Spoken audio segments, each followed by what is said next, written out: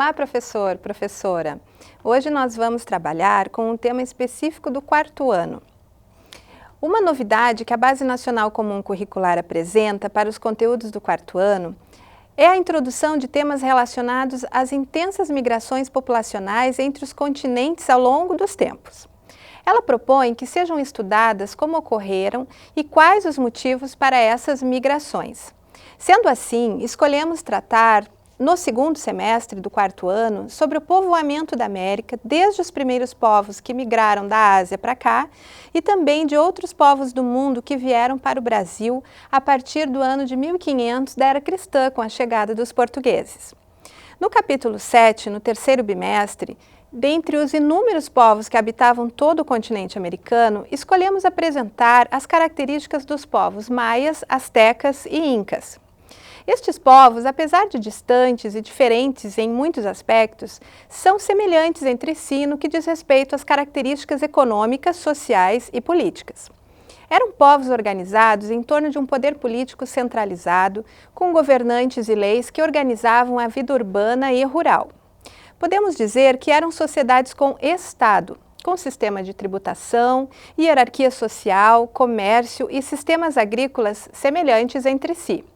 Apesar de grande parte dessas características terem se transformado e até desaparecido em função da posterior colonização europeia, deixaram uma herança cultural que perdurou através dos séculos.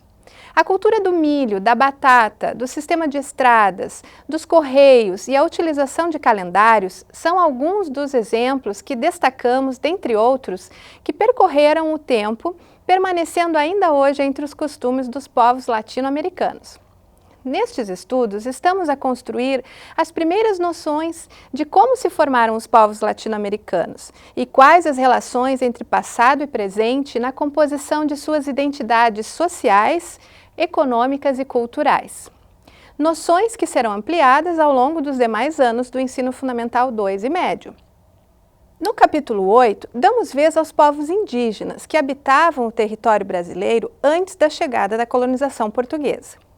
Devido à grande diversidade e tamanho continental do território que iria se transformar no Brasil, a partir do século XVI, optamos por apresentar as diferentes maneiras de viver dos povos indígenas em diferentes regiões.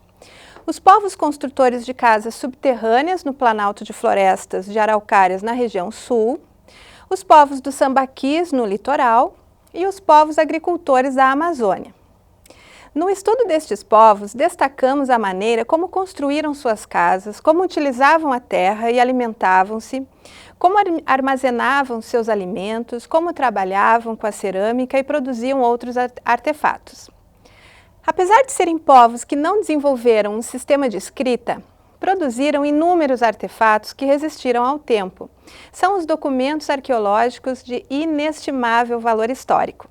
Se possível, ao visitar os museus de sua cidade ou região, separe um tempo especial para conhecer sobre a arqueologia dos povos indígenas.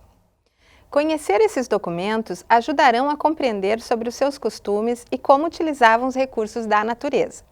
Aproveite para destacar e aprofundar as pesquisas relacionadas aos povos indígenas de sua cidade e região nos boxes Aqui Onde Eu Vivo.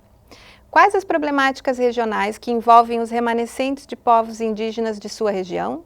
Que elementos culturais indígenas ainda são bem presentes nos costumes regionais?